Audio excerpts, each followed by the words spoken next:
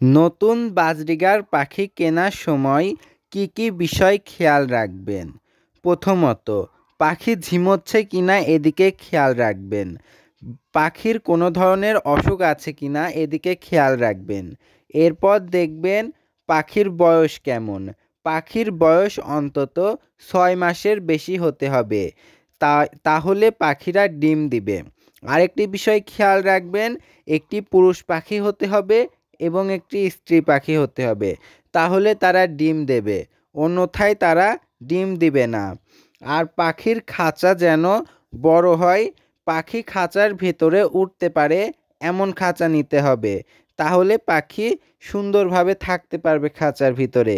পাখির খাবার পাত্র, পানির পাত্র সুন্দর অপরিষ্কার পরিষ্কার খাবার পাখির জন্য ব্যবস্থা করতে হবে, তাহলে পাখি সুস্থ থাকবে। পাখিকে প্রতিদিন সবজি, তুলসী পাতা এগুলো খেতে দিতে হবে।